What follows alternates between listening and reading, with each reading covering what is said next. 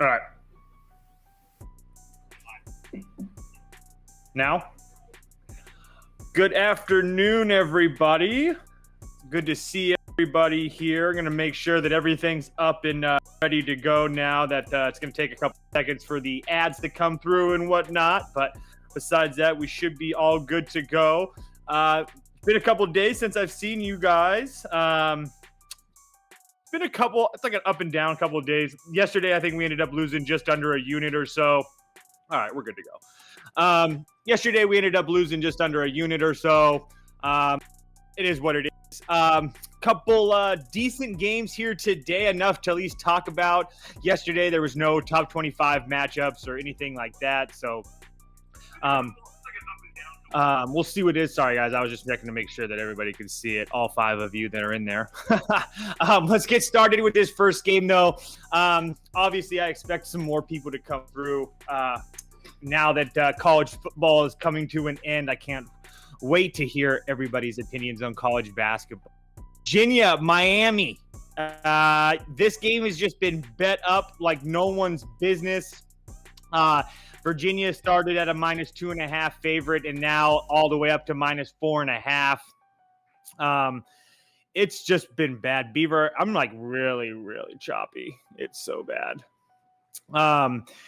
Virginia, obviously coming off of a loss. Again, against Houston's obviously one of the better teams in the country. I think they're probably the best team in the country. So off of a loss here today, but now they go on the road to Miami.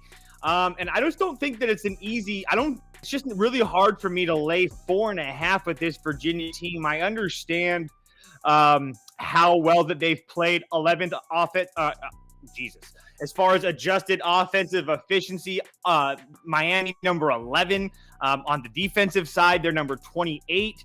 The only thing that Virginia doesn't do quite well is offensive rebound, but unfortunately, Miami's not really going to pump for that. Look, 4.5 is just a lot of points. I think the under is a better play at minus one or at 153.5.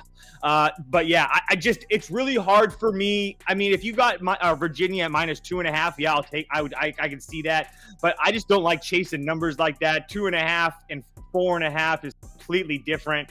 I'm not positive. I'm just not sure about this Virginia team. I have them as a very high ranked team. There's no question about that. But Isaiah Wong has had a lot of trouble with this Virginia team in his past. He's had 26 points in 4 games. He's only shot 26%. With Beekman as his primary defender, feel like he's going to play a little bit better today. Nigel Pack will be back. He struggled with his shot. There's no question about that. But I do like the fact that Miami, with their new little hyper athletic small ball lineup where they can switch everything 1 through 5, I think that can give Virginia enough credit. If Virginia's hitting from deep, maybe sure. But for me, if I have to take a play, I like the under more. But if I had to pick a side, I'd take the 4.5 with Miami. Next game up.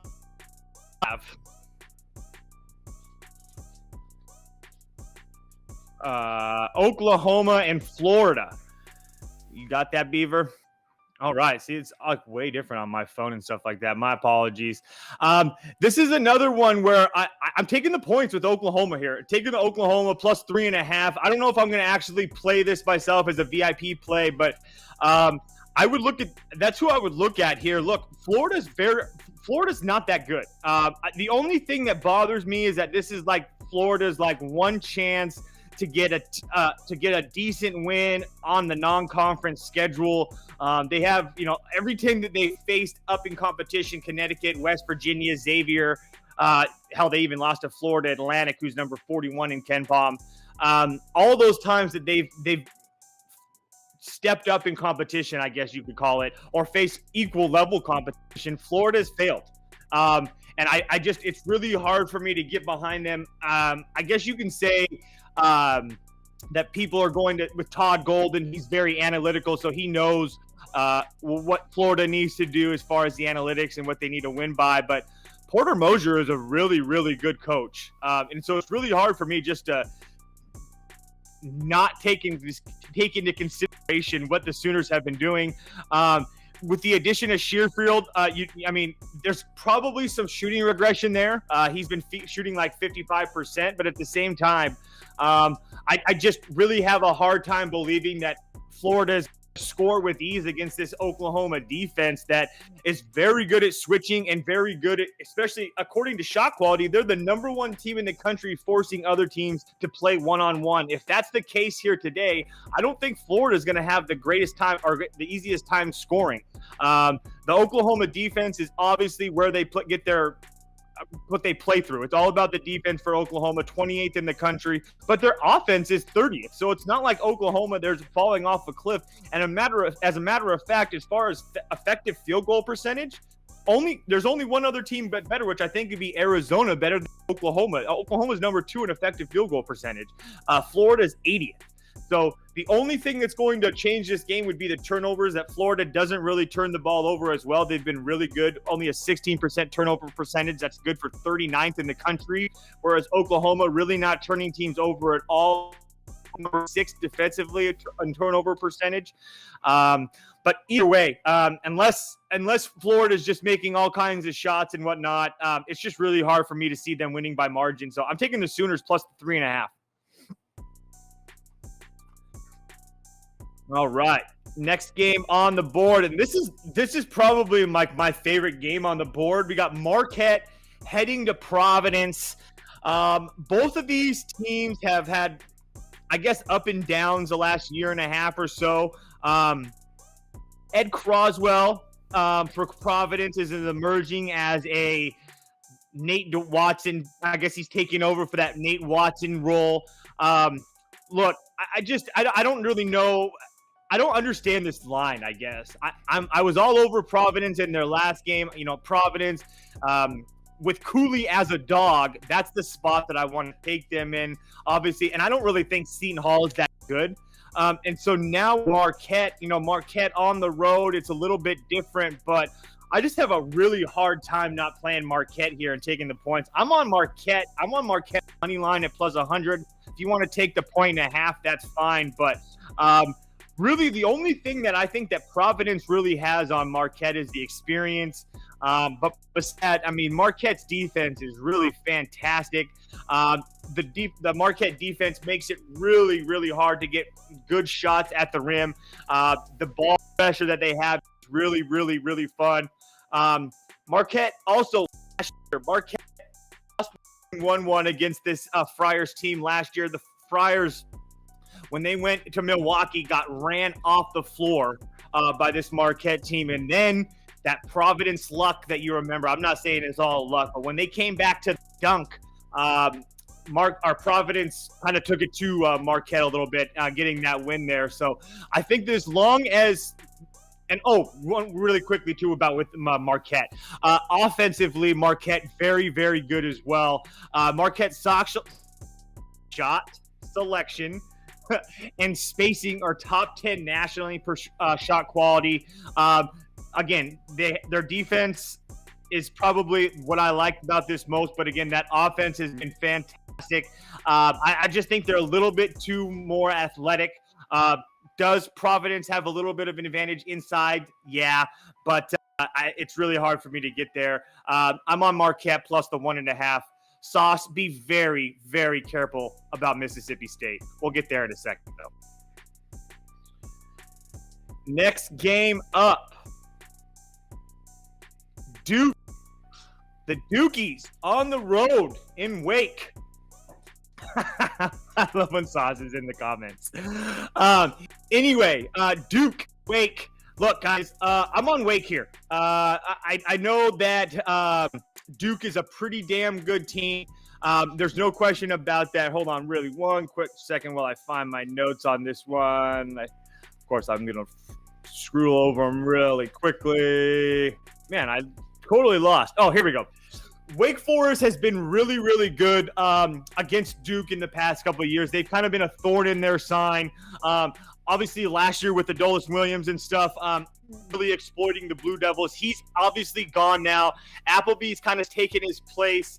At the same time, he's not as the same type of player, but at the same time, I do think that Steve Forbes, the coach for Wake Forest, is going to have some pretty good ways to combat that Duke's offense. He's done a really good job against them as far as in his career against them. Mr. Forbes, 7-2 ATS against Duke, especially after a loss. This is after a loss.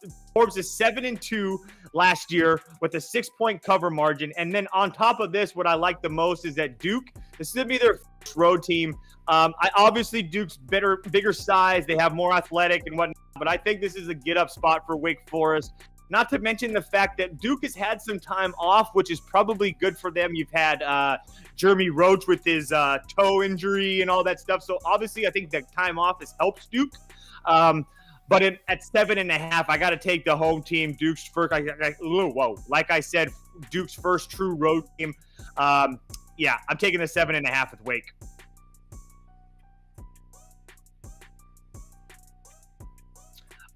Xavier and Seton Hall.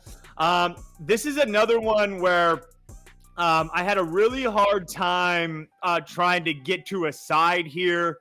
I hate it. I'm on Xavier. If I have to pick a side, I'm on Xavier. I don't love it. Oh, Pitt Syracuse is next.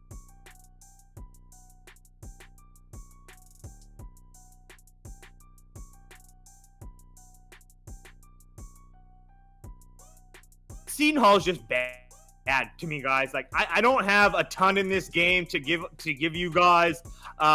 Look, I understand that Seton Hall has gotten a little bit of press with Shaheen Holloway and whatnot, but Seton Hall is not a good offensive team. Not to mention they don't play hard especially on the defensive end. Again, it's just really hard for me to see them slowing down this Xavier team.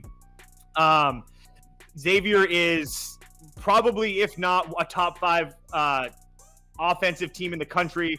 The Xavier defense is what's holding me back. But again, it's just really hard for me to get behind this Seton Hall team in any way. I'm taking Xavier minus the points.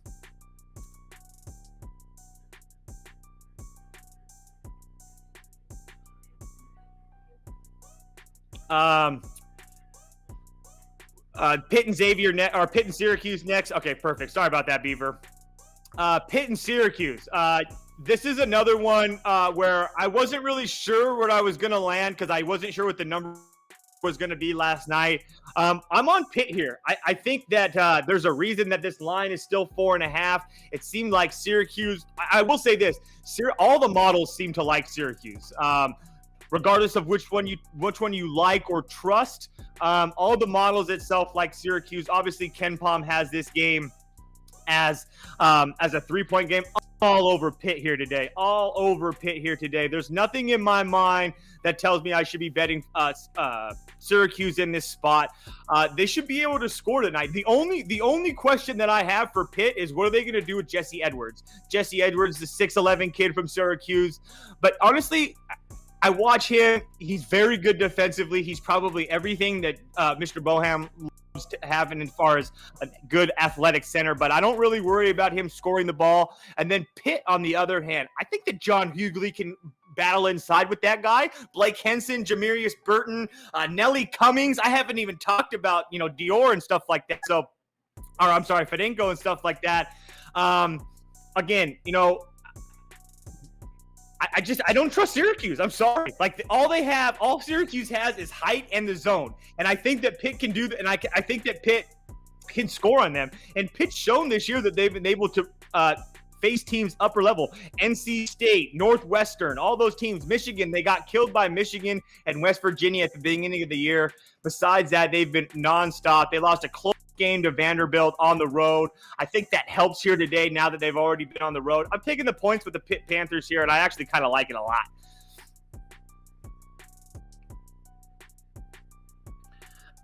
Really quick, I think that was the last game on our rundown, but I did see Sauce. I see you in the comments talking about Mississippi State. Look, Be very careful betting Mississippi State. It doesn't look like Shaquille Moore is going to suit up, and he's pretty damn good. Really good, especially defensively. That's what Mississippi State does defensively. Really hurts teams defensively, and he's one of the catalysts of that. So just be very, very careful. Be wary of that. I don't know what his status is right now, but I would be very careful to make sure that he plays if you're going to be laying a number with that offense. But yeah, that's it for me. I appreciate it. Sorry for the bad connections. Sometimes it happens. Same time, same place tomorrow. As long as they're good games. I haven't checked that out, but I will really quickly. Yeah, we got some games, baby. Utah, TCU, Michigan, North Carolina, Auburn at Washington. I'll see you guys tomorrow. Jesus, bro.